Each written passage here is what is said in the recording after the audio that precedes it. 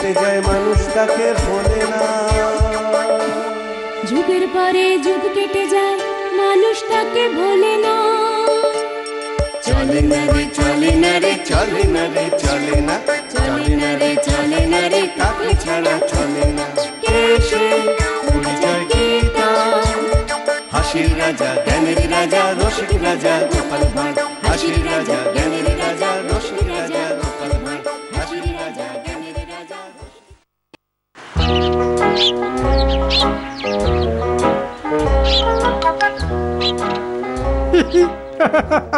এই ব্যাপার কি বলো তো মন্ত্রী, সেই তখন থেকে দেখছি তুমি খালি আর চোখে তাকাচ্ছ আর ফিক ফিক করে হাসছো। তখন থেকে নয় মহারাজ, গত কয়েকদিন থেকেই। সেই জবে থেকে মুর্শিদাবাদের মন্ত্রীদের সমাবেশ থেকে মন্ত্রী মশাই ফিরেছেন তবে থেকে। তবে শুধু হাতে তো আর ফেরেননি। তার মানে কত লোকে কত কি নিয়ে আসে, মন্ত্রী মশাই মাথার ব্যামো নিয়ে এসেছেন।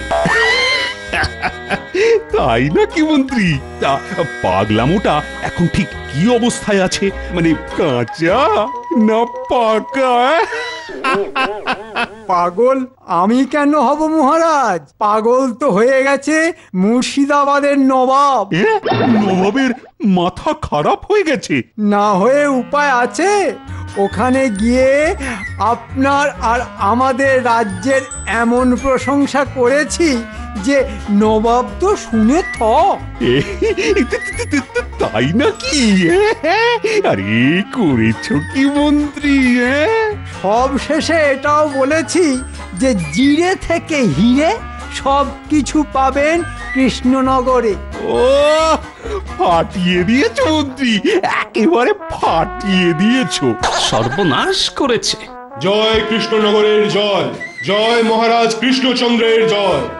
আহ কি মুশকিল, এতে আবার জয়ধ্বনি দেওয়ার কি আছে? তোমার না সবটাতেই বাড়াবাড়ি। আমার তো মনে হচ্ছে বাড়াবাড়ি তো যা করার ওই মন্ত্রী মশাই করে এসেছেন মহারাজ। কেন কেন কেন? মন্ত্রী আবার কি করলো? গোপাল, যেটা জানো না সেটা নিয়ে বেশি ভেজর ভেজর করো না তো। হ্যাঁ হ্যাঁ হ্যাঁ, ভাজাভাজি যা করার তা তো আপনিই করেছেন মন্ত্রী মশাই। ভেজেছি তো, এমন ভেজে এসেছি মানে কৃষ্ণনগরে এমন সুনাম করেছি যে নবাব শুনেছে আর শুনে লুচির মতো ফুলছে। তবে এটাও জেনে রাখুন, নবাব যতই ফুলুক ফোসকা মহারাজের গায়েই পড়বে। গোপাল, এবার কিন্তু একটু বেশি বাড়াবাড়ি হয়ে যাচ্ছে।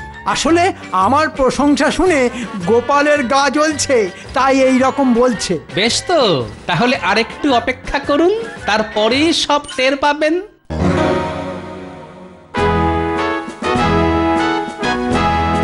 ছি ছি ছি ছি ছি ছি, শেষে এই সব কথাও শুনতে হলো জাহাপানা। কি কথা? কার কথা? কেমন কথা? কথা একটা হলে তো বলবো, কথার ওপর কথা, তার ওপর কথা, একেবারে গাদা গাদা কথা। এই পরিষ্কার করে বলো তো কি বলছো? মহারাজ কৃষ্ণচন্দ্রের মন্ত্রী এসে যা বলে গেল তাতে তো মনে হচ্ছে মুর্শিদাবাদ কৃষ্ণনগরের থেকে 1000 বছর পিছিয়ে আছে জাহাপানা। অনেক কিছু বললে বটে, বেটা ছোট মুখে বড় বড় কথা। সে ছোটই বলুন আর বড়ই বলুন, কৃষ্ণনগরের মহারাজ আপনাকে একেবারে 10 গোল মেরেছে। কৃষ্ণচন্দ্র 10 গোল মারলে আমি তাকে 20টা গোল মারবো। কৃষ্ণনগরে কত কি মূল্যবান আর আজব জিনিস আছে সেটা এবার আমি দেখবো। আমি তো কোনো আশার আলোই দেখছি না জাহাপানা। আলো? ভালো বলেছ উজিত, বাবা বাবা বাবা কি বাত। আমি আবার কি বললাম জাহাপানা? কিচ্ছু না কিচ্ছু না, এমন এমন একটা জিনিস কৃষ্ণনগর থেকে চেয়ে পাঠাবো যে কৃষ্ণচন্দ্র পালানোর পথ পাবে না।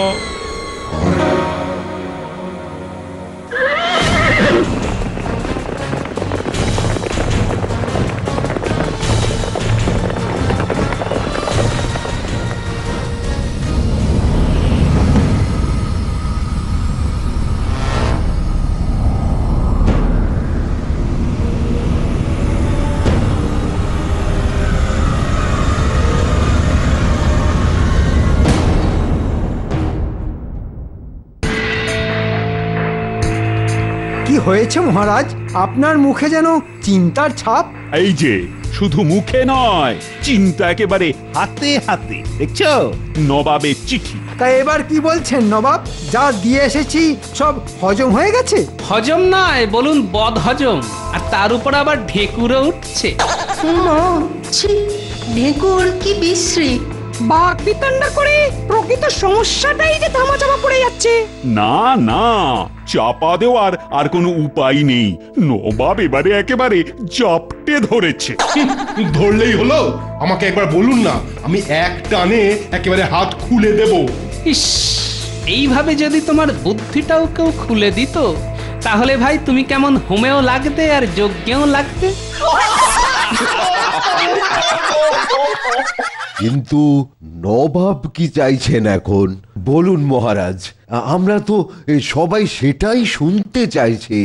বেশি কিছু নয়, নবাব বেগুনি আলো চেয়ে পাঠিয়েছেন, তাও আবার 7 দিনের মধ্যে। আলো? তাও আবার বেগুনি? যা ভেবেছি ঠিক তাই।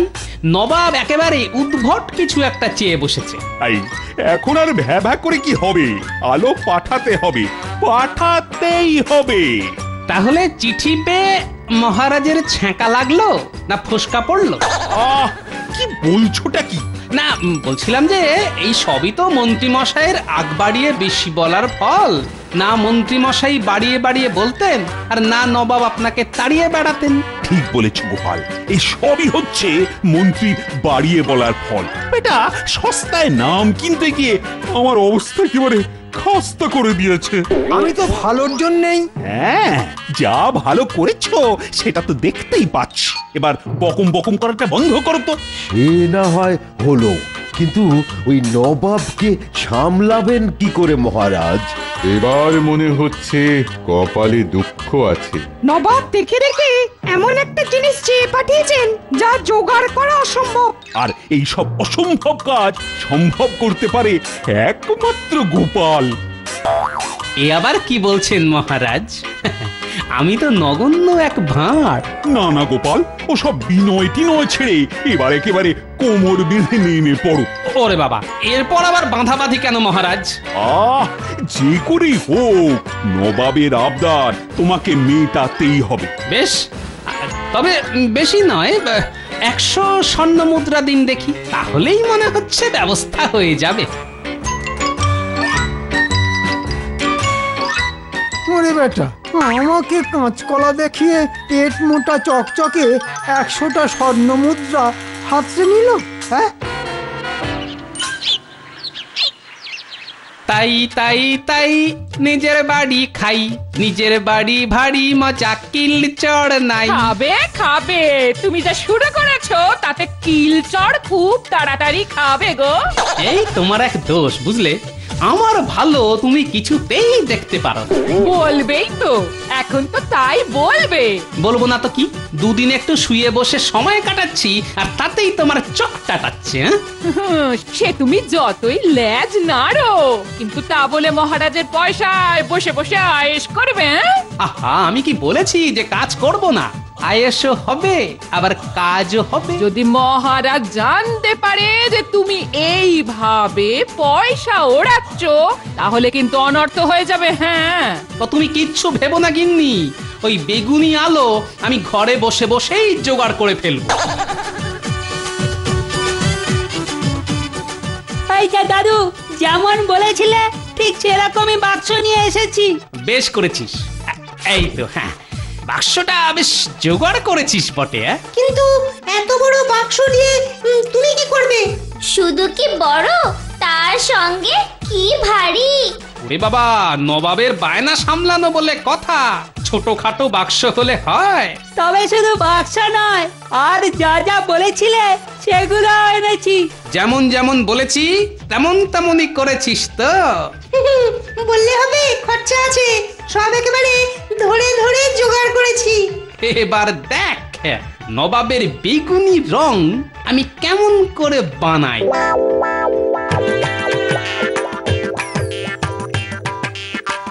আগডুম বাগডুম ঘোড়াডুম সাজে গোপাল যাচ্ছে মুর্শিদাবাদে। চলো ভাই, একটু জলদি চলো, জরুরি কাজ আছে।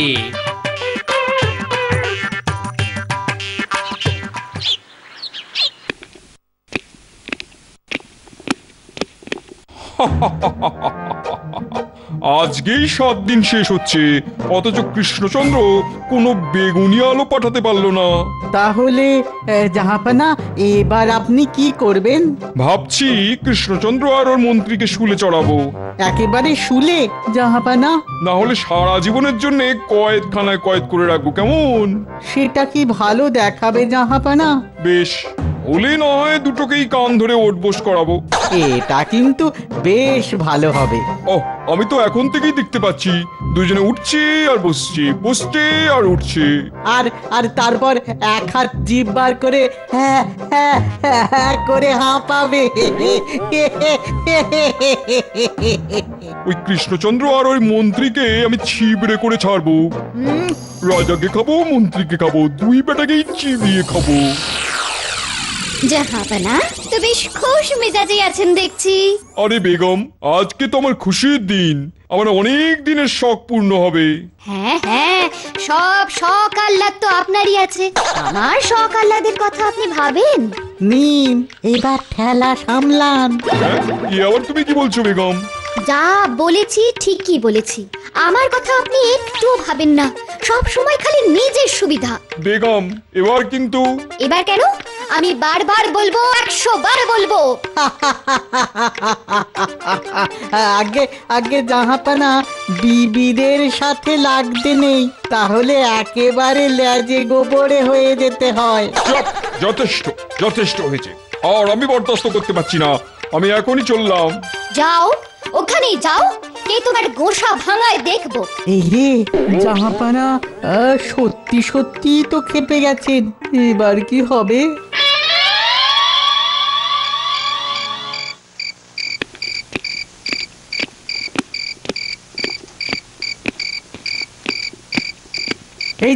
এই যে গোপাল, তুমি এসে গেছো? নবাব হুকুম করেছেন বলে কথা, না এসে উপায় আছে? ওরে বাবা, এই তো দেখছি একেবারে বাক্স প্যান্টরা বেঁধেই এনেছো। হ্যাঁ, যেমন কথা তেমনি কাজ, কোনো ফাঁকি নেই।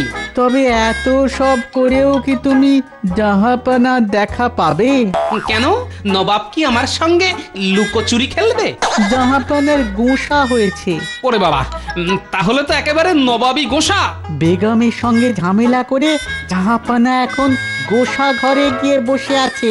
আরে বাস, এ তো মেঘ না চাইতেই জল, এটা তো আমার কাজ আরো সহজ করে দেবে। কি হলো, তুমি আবার কি বিড়বিড় করছো? না না না, বলছিলাম যে নবাবকে না পাই বেগমই সই, একবার তার সাথেই দেখা করব। কই জাহাপনাকে দেখছি না, কোথায় জাহাপনা? উনি নেই, আমি আছি, বলো কি দরকার? না না, এমন কিছু নয়, ওই উনি যেমন বলেছিলেন সেই মতো কৃষ্ণনগর থেকে ওনার বড় সাধের জিনিস এনেছিলাম। সেই জিনিসটা কি শুনি? শুনতে অদ্ভুত হলেও জিনিসটা মন্দ নয়, আলো, মানে ওই বেগুনি আলো। সে আবার কি? সেটা যে কি তা নিজের চোখে না দেখলে আপনি যে ঠিক বুঝতে পারবেন না বেগম জান। তার মানে জাহাপানা আমাকে না জানিয়ে মাঝে মধ্যেই নিজের জন্যেই এইভাবে ভালো ভালো সব জিনিস আনান? কিছু বললেন বেগম জান? না না, বলছিলাম জাহাপানা তো নেই, কি হয়েছে, আমি তো আছি। ভালোই তো, ভালোই তো, বেগম জানও না হয় দেখবেন, কিন্তু এতে আবার কিন্তুর কি হলো? না মানে দেখতেই পারেন, তবে এখনই নয়। কেন? আসলে আলো পুরোপুরি তৈরি হতে আর কিছুটা সময় লাগবে, তারপরেই সেটা দেখতে পাওয়া যাবে। বেশ, তবে কিছুক্ষণ পরেই না হয় দেখব, তুমি ততক্ষণ অতিথিশালায় বিশ্রাম করো। কাজের মধ্যে দুই, খাই আর শুই। খাওয়া তো হয়ে গেল, কিন্তু এক্ষুনি শুলে চলবে না, তার কারণ আমার মন বলছে কিছু একটা হবে, হতেই হবে।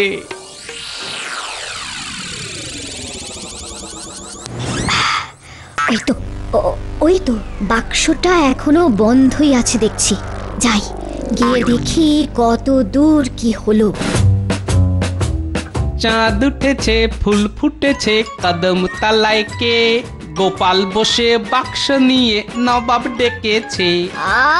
নবাব নবাব করে একেবারে কেঁদে মরলো। না না, মরিনি তো, এই তো বেশ বহাল তবিয়াতেই আছি। কিন্তু বাক্সের মধ্যে কি আছে সেটা জানতে না পারলে যে আমার প্রাণটা আই ঢাই করছে। হবেই তো, হবেই তো, হতেই হবে। বাক্সের মধ্যে সত্যি কি রঙিন কিছু আছে? আচ্ছা, আছে আছে, মানে শুধু বেগুনি নয়, রামধনুর 7টা রঙই বাক্সে ভরা আছে। ও মা, তাই নাকি? আর শুধু রং কেন, আরো অনেক কিছু বাক্সে আছে, নবাবের শখ বলে কথা। কিন্তু এত কিছু আমি দেখবো কখন? ওই যে বললাম বেগম জান, আর একটু সবুর করতে হবে, কারণ এটা তো জাদুর তৈরি। আমার আদেশ, তুমি আমাকে এটা দেখাও। কিন্তু আমার উপর যে আদেশ আছে। কি আদেশ? বলা আছে যে আলো তৈরির আগে কোনোভাবেই যেন বাক্স না খোলা হয়। খুললে কি হবে? একটু অসতর্ক হলেই আলো একেবারে হুস করে বেরিয়ে যাবে, আর তখন সব নিশ্চয়ই তাহলে নবাব ওকে বলে রেখেছে যে উনি ছাড়া যেন কেউ না দেখে। এটা স্বার্থপর। ঠিক আছে ঠিক আছে ঠিক আছে, আমি এখন যাচ্ছি।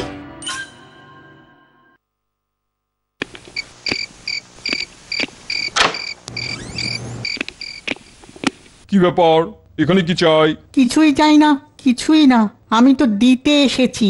আমাকে আবার কি দেবে? খবর জাহাপানা, খবর। অত ভনিতা না করে কি হয়েছে সেটা বলো তো। গোপাল তো এসেছে, আর সঙ্গে বাক্সে ভরে আপনার বেগুনি আলোও নাকি এনেছে। তাই নাকি?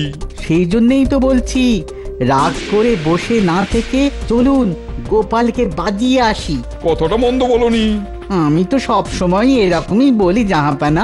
বাক্স ভরে গোপাল কি এনেছে সেটা দেখবো। না না না না, কোনো ফাঁকি চলবে না। ফাঁকি দিলেই আপনি একেবারে ক্যাঁক করে ধরবেন। ধরবো মানে ধরে একেবারে গাড়োতে পুড়ে দেবো। ঠিক ঠিক ঠিক কথা। তবে তবে আজ রাতে নয়, কাল সকালে গিয়ে একেবারে ব্যাটাকে ক্যাঁক করে ধরবো।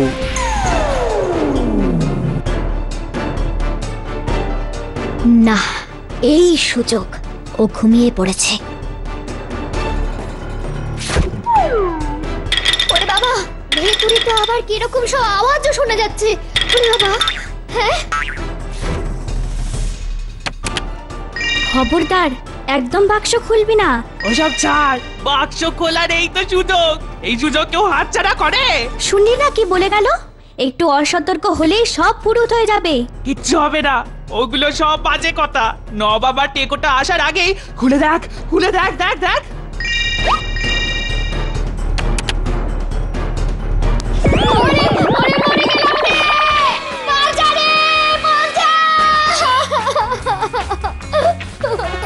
সর্বনাশ, এ কি করলেন?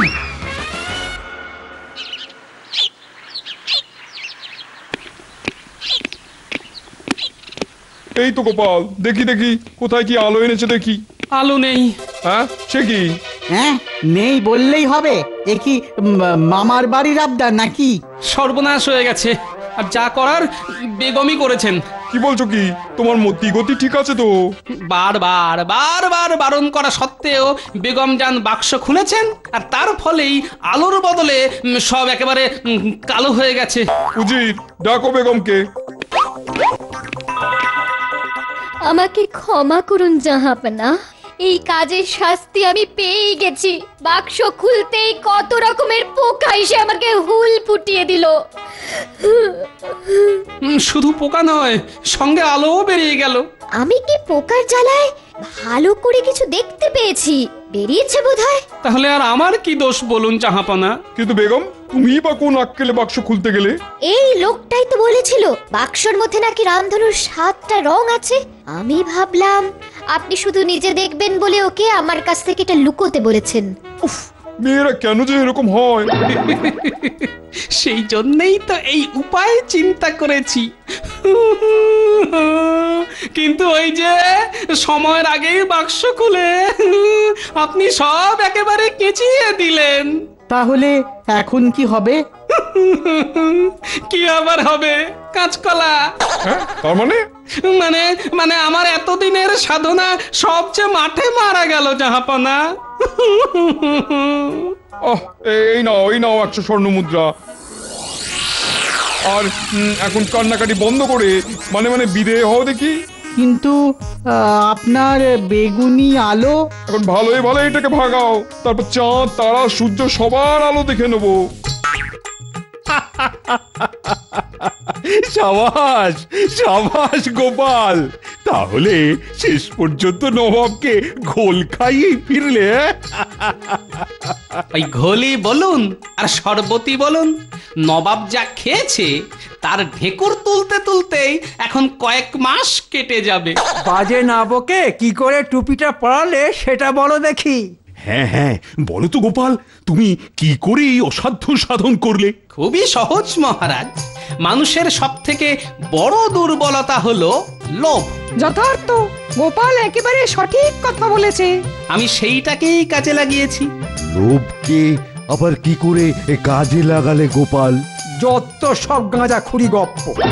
আমি জানতাম নবাবী হোক বা বেগম, লোভে পড়ে বাক্সটা খুলতে যাবেই যাবে, আর সেই জন্যেই তাই আগে থেকে বাচ্চাদের বলে সব ব্যবস্থা করে বাক্সের মধ্যে ভরে রেখেছিলাম।